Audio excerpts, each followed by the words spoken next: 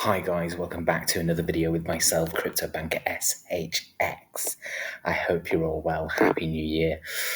Before we begin, just a prerequisite, I'm not a financial advisor and nothing I say or do should be taken as financial advice. Now, I have been having a little bit of a break. I did think that SHX was going to hit all-time highs in December. It's taking a little bit longer, but in my opinion, we are that close that I'm back to really experience the full force of 2025. And as you'll see here from Juice, we are close. Like the charts are screaming it. And what you've seen over the last week in regards to price action is just a small taster of what is about to come, in my own personal opinion. And so, what do I think that 2025 holds? I do believe that it will be the year of SHX and VELO utility on a global scale. I'm actually in Southeast Asia at the moment, waiting to witness the launch of Orbit for VELO and to actually use that and start to utilize the VELO protocol as well. But also, I believe that in regards to XRP memes, especially in Q1 of this year, we will see a massive injection of liquidity moving into the XRPL, primarily from XRP holders. XRP holders have been held down for many, many, many years, and now they are all starting to make some real good, sometimes life-changing gains. And what happens when that happens, and when XRP hits all-time highs and goes above it, you will then see that influx of money into and that liquidity into the XRPL. And so, meanwhile, for me, it has to be sexy, which is SHXY. Very, very funny. And I do believe that the above will make millionaires and billionaires. And the craziest thing about 2025 is it hasn't even properly started yet. And so, when we're looking at, for example, SHX, and the reason as well, one of the reasons why I did have a break, one, I was trading way too much. I was on 4 hours sleep a night, trying to take advantage towards the end of last year, the opportunities that this market was creating. But also it lets the SHX community grow organically. I'm not going to be here forever. When SHX hits $3.33, which it will do in the hopefully not too distant future, that's when my job is done and I disappear. And what's interesting about SHX, especially now, well, what's interesting about Stronghold, especially now, is that they are now really, really pushing it. Tammy and Sean didn't tweet for maybe like months at a time, and you got very little from them. And the reason why is because their business is structured in a way which makes compliance the number one priority. And I get that pre-regulations in the US, which are about to come in a serious way, which will enable trillions of dollars to enter the market via institutional investment, more so than it has already. But I do get it. But if we see here, for example, who built the SHX community on the 7th of December, it points out myself, which is, always nice to hear. But now, if you type in the same question to Grok, you get a very different answer. And so this for me is very, very bullish. And the reason why I say it's very, very bullish is because although they didn't want necessarily a community, they kept it very hush hush up until now. What you're seeing now is heavy engagement from the leaders of that business, from the co-founders of Stronghold, which is incredibly, incredibly bullish. And as we see here, I mean, look at the Strongholders member community on X. We're now at nearly 2,000 members. And that's insane to think about the growth of the community and where we were sort of when I started, which was like maybe one post a day, a random post about SHX. And within 18 months, as I say now, there's nearly 2,000 of us actively speaking and engaging with SHX content, which is unbelievable, and it's only ever going to grow. And one thing I wanted to pick up on and really, I suppose, address to the community is this. So, Mind Crypto, please do give him a follow if you haven't already.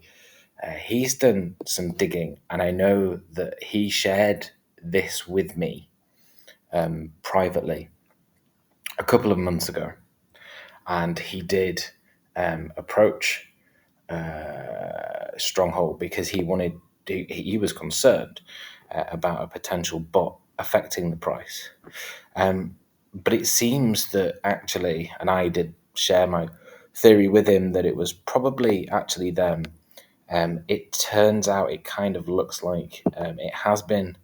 And as I say, when people look at this, what they probably need to understand is that any chosen crypto project, and when I mean by chosen, is the ones that are going to be the top 10, top 20 cryptos, which form part of the new financial system. What happens is that those projects, probably the best example I can give is Ripple. And the only reason why we know they have bots is because they had to disclose it within their court case and the use of them. But they use this to keep the price suppressed. And as I say, for me, that's incredibly bullish because it shows the lengths that they're going to keep it under wraps. When I first started producing content, the number one question I got was around circulating supply of SHX. Why is there only 5 billion? They've got 100 billion max supply.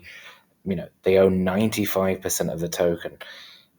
That, in standard crypto terms, it is incredibly well, not incredibly, but it's worrying. It's a red flag because you think, are they going to dump everyone, like the tokens on everyone at some point? But that's actually not the case. And they let that go on, and they let that conversation go on up until recently, when now they've come out and said, obviously we have the burn mechanism, we've got 15 billion actually in circulating supply, and we're going to put the rest in escrow. So as I say, if you do see people talk about this, obviously everyone has their own opinion, but if they're going to this length and these lengths to suppress SHX until they're ready, which we all know, and I have speculated for years, that they are suppressing this on purpose until regulations come into play. Then again, as I say, it's incredibly bullish. It's given people as well who have been following me from the beginning a window of opportunity, and still that window of opportunity, in my opinion, still exists. I think we're around about 1.5% at the moment, which is still an incredible entry point for what SHX is designed to do. And like I say, as we approach Trump coming into power again, he is going to be signing executive orders pretty much on the first day in relation to crypto. He's just launched a meme coin. So, as I say, it's in everyone's benefit, especially within the US, because that's where you're going to get tax breaks and have tax-free crypto on all US born crypto companies and US crypto projects. They are going to be tax-free. And what that will do is very, very clever, because when you understand the trillions of dollars that are about to flood this market, people will become millionaires and billionaires pretty much overnight. And instead of dragging or pushing, I would say, those people away from the US and that money leaving the US, because there's various different places you can go in the world where you pay 0% tax. And if you have that amount of money, it's quite easy to do. They're going to stay in the US and they're going to spend that money. And as I say, the amount of liquidity that will go into US-based cryptocurrencies will be a sight to behold. And SHX is obviously included in that. They're now coming out and saying that SHX is changing the future of crypto. That's a very, very strong statement. It's something that I've been saying for the last 18 months, but now they're coming out and saying it. It's not just me. And when we look at 2025, what we understand from Stronghold within the last sort of, 5 weeks from those AMAs is that we're going to have DeFi.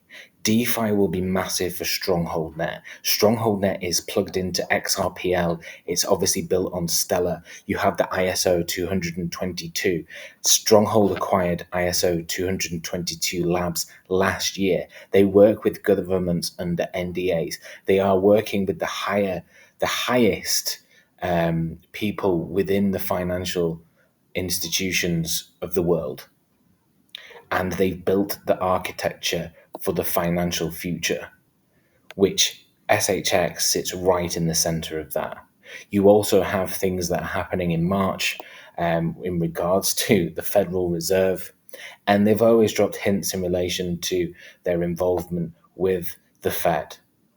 And so when you put it all together, if you look back on the videos and the content that I've produced over the last 18 months, all of that speculation is about to come true in 2025. They were always waiting for regulations. And once they have them, that's when, as I say, you will see the full force and disclosure in relation to StrongholdNet and SHX. And what you will realize is that actually it offers an opportunity for you to become your own bank. And when you have DeFi, when you have the rest and remainder of those 85, 84 billion SHX being locked up within a smart contract, within Soroban, therefore then you couple that with what's going to happen in March in regards to the Federal Reserve and Fed payments. And then you think, well, hang on, once the regulations come in, do you really think that SHX isn't going to be listed on tier ones between now and March? Watch what happens, because within the next 8 to 10 weeks, we're going to see a massive influx in regards to SHX interest and liquidity hitting it as well. That's not financial advice. I'm not a financial advisor. But the most exciting time is so, so close. And like I say, if we're looking at other things and what is going to be the narrative going into Q1 2025, then hear from Polly, if you don't have any XRP meme coins in your profile now, you're not locked in. And I agree with him. The same with Faro X33, a good friend of mine. If you look at the XRP memes, they actually hold up better than the actual market. And so now is the time to position yourself accordingly. For myself, as I say, I do agree with them. I believe that it's XRP meme season. And when I'm looking at it, the one that I'm getting behind has to be Stronghold. It has to be SHXY. These guys are on X. Do give them a follow. I think they do have a giveaway currently, which is obviously around Trump winning. And I think the interest, as I say, is going to be pushed. I've already stated my thoughts on it back in December. As I say, I was searching through. I made everyone aware of this. The people have got in, and when the same theory applies, right? So if you're looking at XRP and you're seeing, I don't own any XRP, but seeing that hit all-time highs, and then people, as I say, the holders make serious gains, they're then going to place those gains somewhere. I did a bull run, and in the cycle that we're about to witness, the Trump pump, as people are stating that it is, then what happens when SHX gives major returns, better percentages than XRP, better percentages than XLM? I've always said it will be the number one performer in this cycle, and it will be. And the reason for that is because it's at such a low market cap. We know the relationships with Coinbase, the fact that they've invested 10 million into Fairshake, which you have the likes of Ripple, you have the likes of Coinbase, and then you have a small, inverted commas, tech business, Stronghold. Why are they investing 10 million into the influence of the US government to approve crypto-friendly regulations? Well, that's because it is a major player within the new financial system. And my theory, just my own personal opinion, not financial advice, is that when SHX starts to hit all-time highs, then this thing will explode. And so that's the one that I'm concentrating on. In regards to Velo, I have to say apologies because I did state that a global Binance listing was coming for Velo within the next 10 days. And here we see the December the 13th, it was at nearly 2 in the morning. And what happened then, around 14 hours later, is we saw Velodrome being listed on Binance. And so it was originally listed actually with the ticker Velo. They then changed it quite quickly to Velodrome. I do believe that Binance is heavily involved in Velo, more so than just a listing. There's actually things going on there which mean that it will be almost a gateway, and there's a heavy partnership with Lightnet and Binance, as well as all the banks. But I think that something special is going on there, and therefore it will happen at some point. Like I say, my source kind of needs to know, or does now know, the difference between Velo Protocol and Velodrome. But yeah, it's going to happen. And as we see now from XRPL bots, another good friend of mine, he's a legend. Binance is buying tons of Velo. We can see it on chain. It's only a matter of time. And when that happens, then I think, and I've always speculated, that the launch of Orbit will be coupled with a Binance listing. And here today we see that actually Velo Protocol official account has come out and said, why carry cash when you can just scan a QR code? I'm actually in Southeast Asia to witness the rise of Velo specifically. I can't wait to be able to go into a 7-Eleven and scan the QR code and purchase things using the Velo protocol. It is the future of payments. And I believe that, as I say, with Stronghold, you have the US, and with Velo, you have Southeast Asia. But by the end of the year, you will recognize that they're not just concentrating on their homes. They're actually, at home locations, should I say, they're actually going to be global.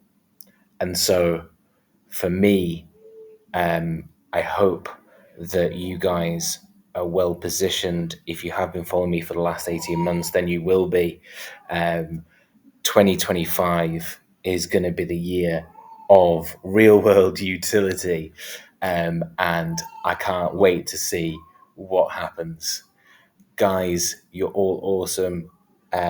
Big love to you all. As I say, I hope you're enjoying 2025 so far, and I will be back soon with another video.